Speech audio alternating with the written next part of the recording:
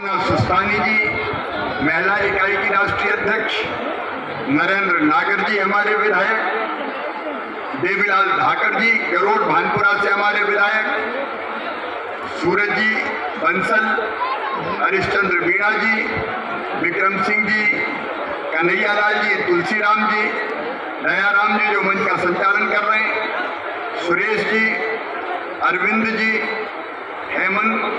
हेमंत जी, हीरालाल जी, हेमराज जी, प्रदेश के जो हमारे अध्यक्ष हैं श्री हेमराज जी नागर, और बाकी सभी हमारे आदरणीय रामकुमार मेहता जी, ओम मेहता जी, रामलाल जी जो शुद्ध किसान हैं लेकिन सर्वाधिक राशि जिन्होंने मंदिर के भगवान धरणीधर के मंदिर के निर्माण किया, और वो केवल किसान अपने पसीने की खून पसीने की कमाई दान के रूप में दिए, मैं उनको भी प्रणाम करता हूं। ऐसे सभी दानदाता साथीगण, मेरी प्रिय बहनों, भाइयों, बेटे बेटियों, आप सबको दोनों हाथ जोड़ के और शीश झुका के प्रणाम करता हूं।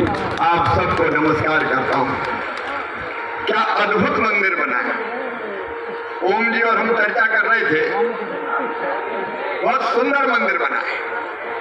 मांडव की इस धरती पर आपने मांडकला में बहुत सुंदर भगवान धरणीधर का मंदिर बनाया है, और ये मंदिर बिना किसी शासकीय सहायता के अपने खून पसीने की कमाई से आपने बनाया है। ये केवल मंदिर नहीं है, यहाँ आपकी श्रद्धा लगी हुई है, यहाँ आपकी भक्ति लगी हुई है। सचमुच में इस प्रयास के लिए मैं संपूर्ण समाज का हृदय से अभिनंदन करता हूं, आप सबको बधाई देता हूं। सचमुच में यहाँ के मैं बहुत प्रसन्न हूं। जब हमारे साथी आदरणीय रोडमल जी, हीरालाल जी और बाकी साथी गए कि आनी है, तो तुमने पुकारा और हम चले आए। आप बुलाओ और मैं ना हूं, ये हो ही नहीं सकता। और आए भगवान धरणीधर के दर्शन करने। मैं धरणीधर भगवान से यही प्रार्थना करता हूं कि सुख समृद्धि और रिद्धि सिद्धि आप सबके जीवन में लाए। भगवान की ऐसी कृपा बरसे कि आपके पांव में कभी कांटा भी ना गड़ पाए। सब सुखी हो, सब निरोग हो, सबका मंगल हो, सबका कल्याण हो, यही प्रार्थना मैं धरणीधर भगवान से करता हूं। हम सब अपनी मेहनत की खाते हैं, क्योंकि धाकर वंश के आराध्य देव भगवान धरणीधर जी हैं, और भगवान धरणीधर जी जिनका अस्त्र भी शस्त्र भी हल्लर रहा है, वो हल्लर बलराम भगवान ने पुरुषार्थी किसानों को संगठित कर कृषि कार्य और क्षत्रिय धर्म का निर्वाह करने की प्रेरणा दी। उन्हीं की प्रेरणा से हम सब कालांतर में धरणीधर कृषक क्षत्रिय समाज धाकर क्षत्रिय कहलाए। हमारे एक हाथ में हल है, हमारे दूसरे हाथ में शस्त्र भी है। जब जरूरत पड़ती है हम देश के अन्न के भंडार भरने का काम करते हैं।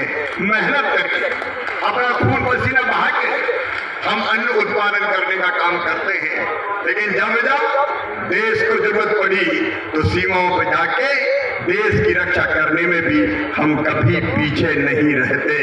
देशभक्ति ये सदैव से हमारा भाव है।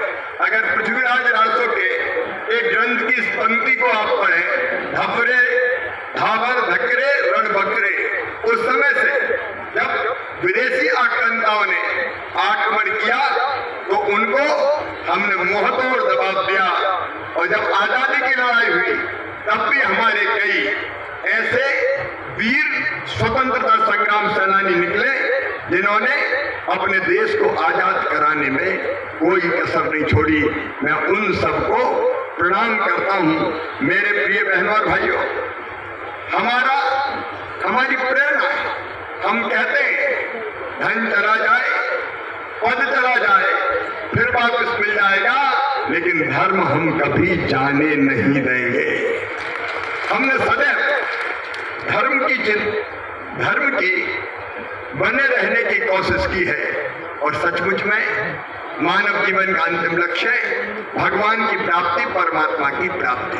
और परमात्मा को प्राप्त करने के 3 रास्ते हमारे धर्म ग्रंथों में बताए गए। एक ज्ञान मार्ग, दूसरा भक्ति मार्ग और तीसरा कर्म मार्ग।